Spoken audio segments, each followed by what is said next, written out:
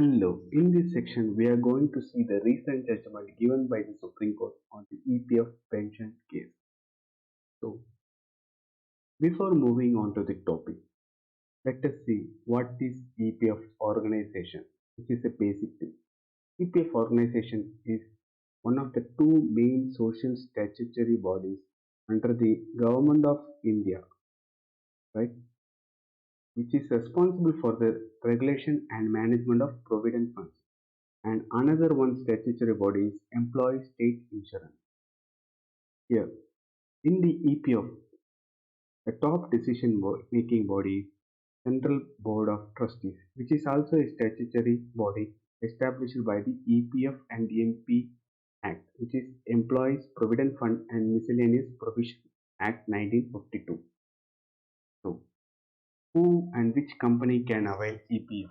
Employee Provident Fund is a scheme that has been put in a place for all salaried employees working in a corporate organization with 20 or more employees. Here, in the EPF, both the employee as well as the employer will have the contribution, as we have discussed. In the Provident Fund, there is a contribution from equally from employee as well as the employer. Employee will contribute his salary of around 12%, and employer will also contribute the same amount 12%, and in his 12%, 8.33% is for employee pension scheme and rest 3.07 is going for employee provident fund, and finally he will receive the amount with the interest rate around 8 to 12%, which is decided by the government of India. This interest rate is given, or this interest rate is decided on compound interest, right? So, what are the conditions for the withdrawals? He can withdraw at the age of 54 years of age. At the 54 years of age, he can withdraw 90%, and at 58%, he can withdraw 100%. This is EPF amount, right? He can also withdraw it prematurely for the reasons such as higher studies, wedding, land or home purchases, health emergency, and home renovation. Also, during the unemployment time, he can withdraw the amount. Here, he can withdraw for 1 month unemployment, he can withdraw 75% of the PF corpus fund, and for 2 months unemployment, he can withdraw balance amount also. So, this is the difference. The difference between the premature withdrawal and unemployment withdrawal is in premature withdrawal, once we have withdraw the amount, you have to take 5 years for next withdrawal. But during the unemployment, there is no such condition of time in withdrawal. So these are the benefits of employee provident fund. Here, the equal contribution is made by the employee as well as the employer. Interest offered on the accumulated fund. Amount can be withdrawn under underemployment or unemployment, ideal requirement fund, and there is no tax deducted. So let us now see what is EPF pension case.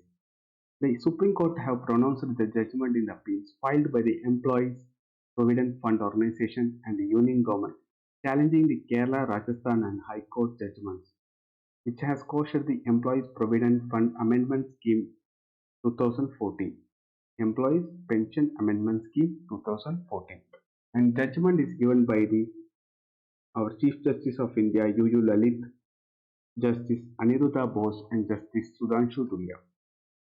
So, before moving on to the case, let us have a recap of what is this EPF.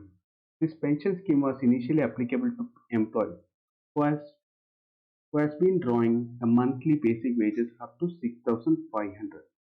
In March 1996, the government amended the act, which allowed the contribution to a percentage of actual salary and not necessarily up to 6,500, provided the employee and employer has no objection. So no one can take individual decision. They both should have no objection. Approval from the Assistant Provident Fund Commissioner is required for the same.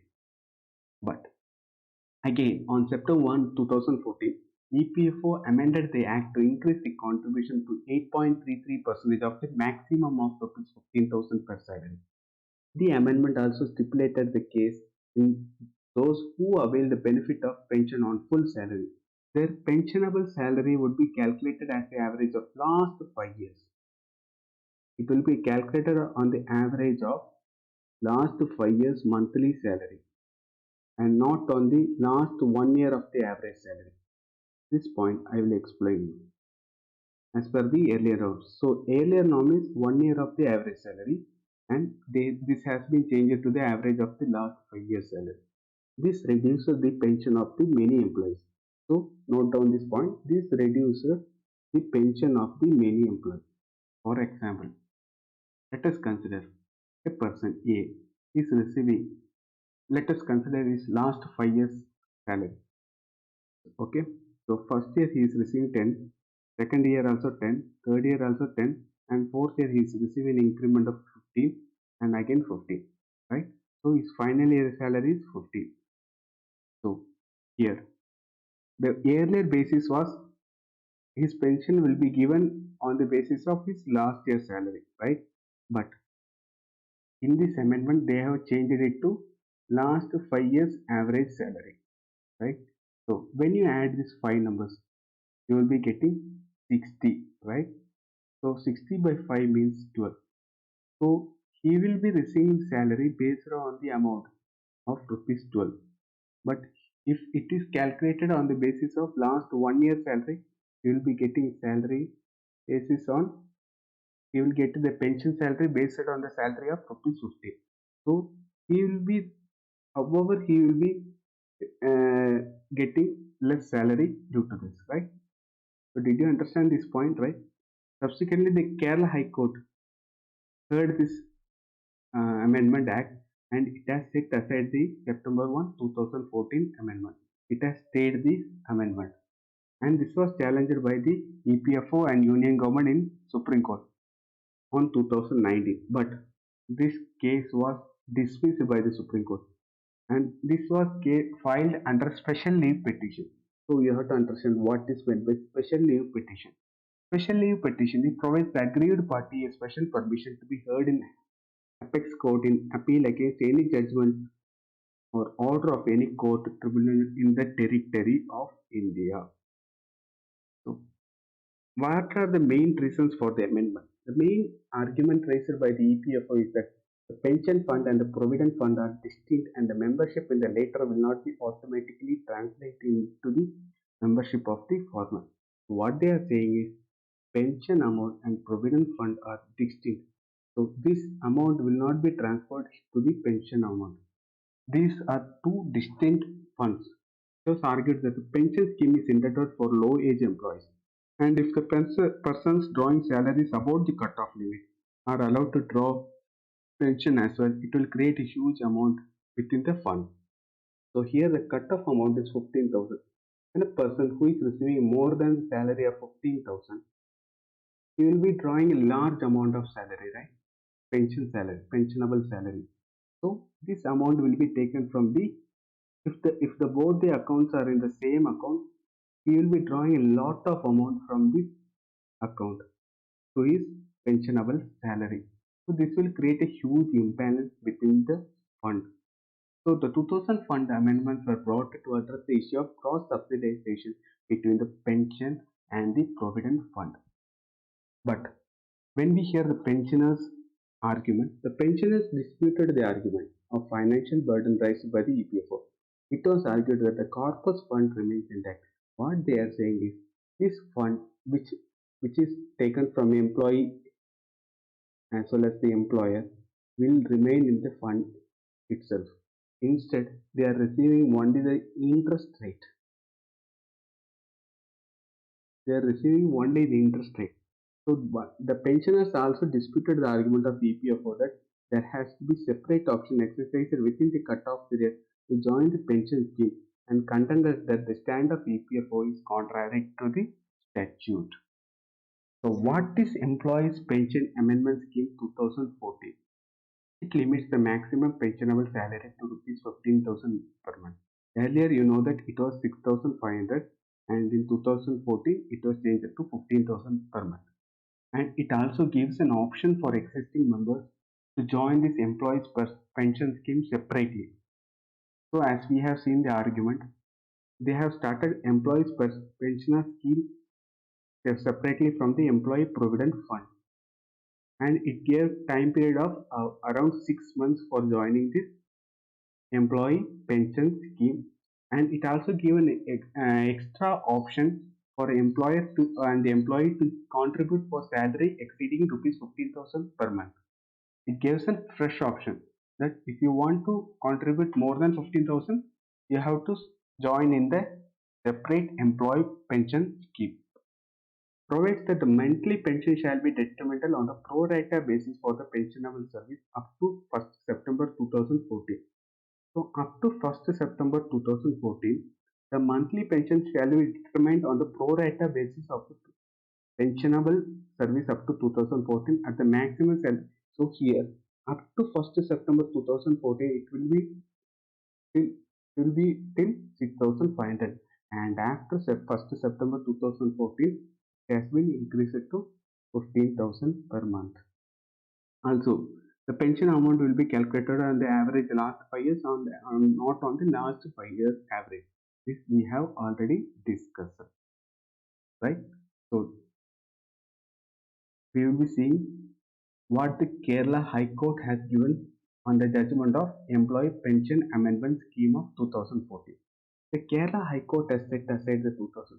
So they have stayed the 2014 amendment for holding that the threshold limit of 15,000 monthly salary for joining the pension fund is unreasonable, and also reinstated the old system of calculating the pensionable salary as the average of last 1 year's monthly salary.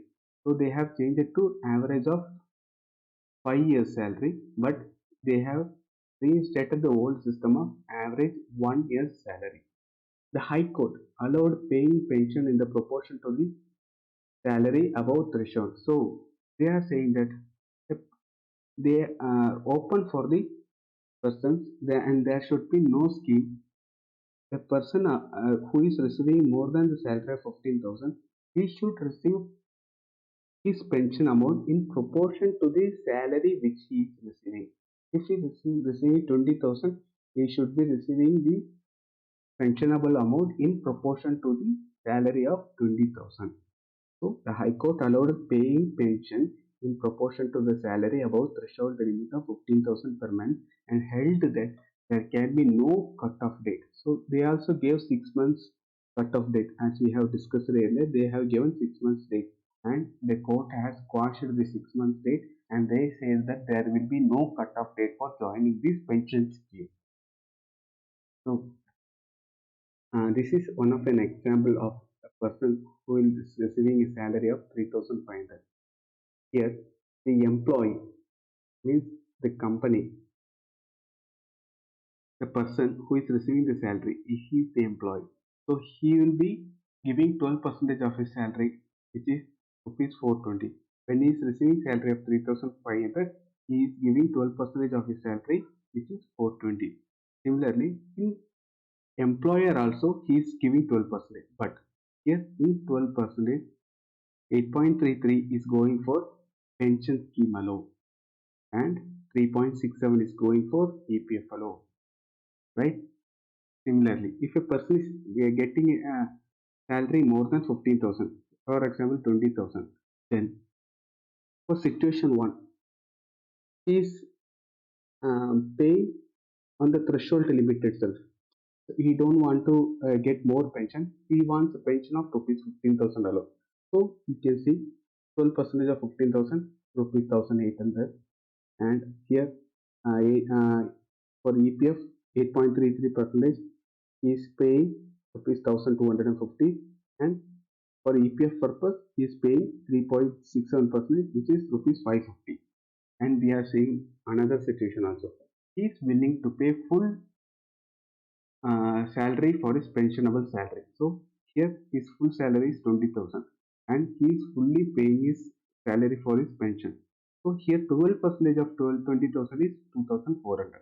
But here you can see that The employer will not give full amount. That is his choice, and he will give only the threshold limit. So here he is paying only for 15,000. So here 8.33 percentage of 15,000 is 1,250, and the employer contribution of balance 3.67 percentage is rupees 1,150. Right. So now we will be moving to what the Supreme Court has said yesterday. The Supreme Court on Friday upheld the validity of Employees Pension Amendment Scheme. They have upheld, they have said that this amendment is right and this cannot be quashed. Employees who have not exercised the option to join the pension scheme must do so within 4 months. So here you can see that this High Court has said there is no cut-off date for joining the pension scheme. So this have created a confusion, and many people have not joined in the pension scheme. They have said they thought that they can join at any time, right? So many people have not joined. So this have created a huge confusion among people.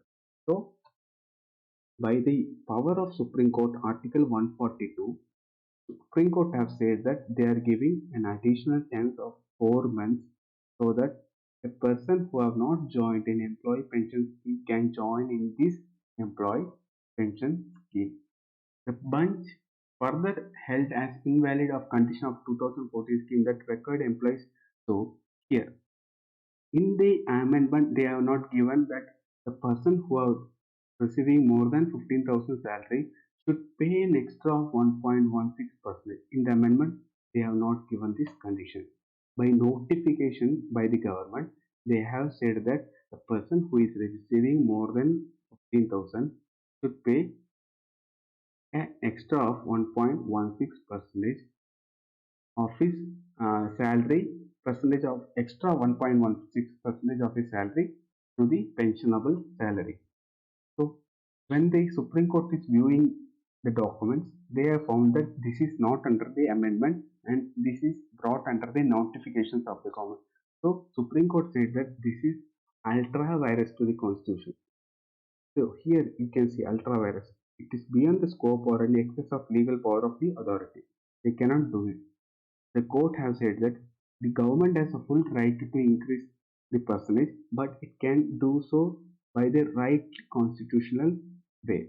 So the right constitutional way is by doing amendment to the above act.